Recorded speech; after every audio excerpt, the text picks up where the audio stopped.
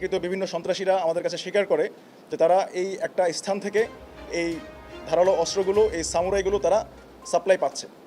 এখানে উল্লেখ্য যে এই যে আইটেমগুলো আছে এগুলো কিন্তু মানে কাইন্ড অফ গোপনে বিক্রি করা হচ্ছে, সাপ্লাই দেওয়া হচ্ছে। তারা ডিসপ্লেতে রাখেনি জিনিসগুলো, উপরে বিভিন্ন কিচেন আইটেম রেখে ভিতর থেকে গোডাউন থেকে এগুলো তারপরে সাপ্লাই দেওয়া হয়। আসসালামু আলাইকুম প্রিয় দর্শক, কেমন আছেন সকলে? আশা করি সকলে ভালো আছেন। বাংলাদেশে যে উত্তেজিত রাজনৈতিক প্রেক্ষাপট এবং যেই পরিস্থিতি চলতেছে তারই মধ্যে ঘটে যাচ্ছে অনাকাঙ্ক্ষিত ঘটনা। আজকের এটি খুবই গুরুত্বপূর্ণ একটি ভিডিও। নিউ মার্কেট থেকে 1100 ধারালো অস্ত্র উদ্ধার করলো, গ্রেফতার করলো 9 জনকে। রাজধানী নিউ মার্কেট এলাকায় কয়েকটি দোকান ও গোদামে গতকাল শনিবার অভিযান চালিয়েছে প্রায় 1100টি ধারালো অস্ত্র উদ্ধার করেছে সেনাবাহিনী। এসব অস্ত্র বিক্রি ও সরবরাহের সঙ্গে জড়িত 9 জনকে গ্রেপ্তার করা হয়েছে।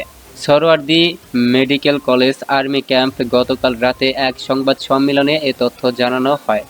গ্যারিং টাইগার্স অধিনায়ক লেফটেন্যান্ট কর্নেল নাজিম বলেন, আমরা খবর পেয়েছি এই আইটেমগুলোর ধারালো অস্ত্র কোনো একটা জায়গা থেকে সন্ত্রাসীদের কাছে সরবরাহ করা হচ্ছে এবং গোপনে বিক্রি করা হচ্ছে, এমনকি ভাড়াও দেওয়া হচ্ছে। কিছু কিছু সময় ফ্রি ডেলিভারি দেওয়া হচ্ছে, হোম ডেলিভারি দেওয়া হচ্ছে।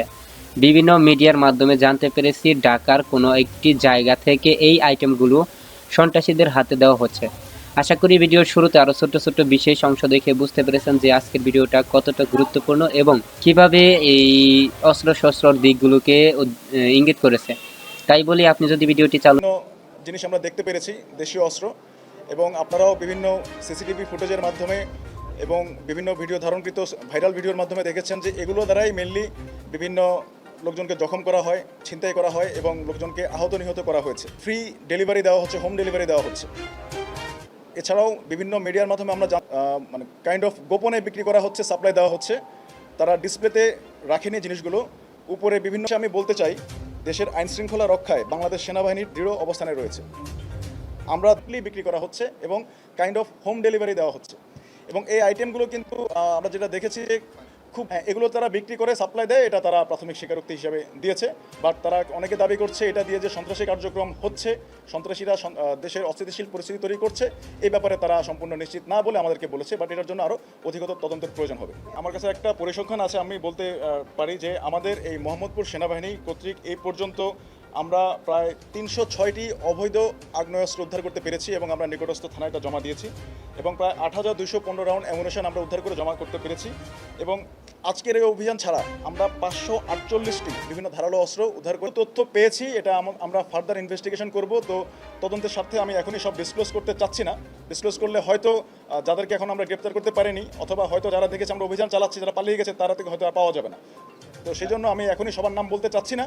তো যাদেরকে আমরা গ্রেপ্তার করতে পেরেছি, যে 3টা দোকানের কর্মচারী এবং মালিক, তাদেরকে আমরা ডিবি পুলিশের কাছে হস্তান্তর করব এবং সেই সাথে আমাদের আমি আশা করি আজকের ভিডিওটি আপনি খুবই গুরুত্বপূর্ণ এবং মনোযোগ সহকারে দেখছেন। আজকের ভিডিওটি সম্পর্কে আপনার যদি কোনো মন্তব্য অথবা প্রশ্ন থাকে তাহলে অবশ্যই কমেন্ট করে জানাতে বলবেন না। আজকের ভিডিওটি প্রায় আমরা যেহেতু শেষ প্রান্তে চলে এসেছি, তার আগে ছোট্ট একটি অনুরোধ, আপনি যদি আমাদের চ্যানেলের নতুন দর্শক হয়ে থাকেন তাহলে অবশ্য আমাদের চ্যানেলটি সাবস্ক্রাইব করে পাশে থাকা বেল আইকনটি অল করে দিবেন, যাতে করে লেটেস্ট আপডেট নিউজ আমি ছাড়ার সাথে সাথে আপনি সবার আগে পেয়ে যান।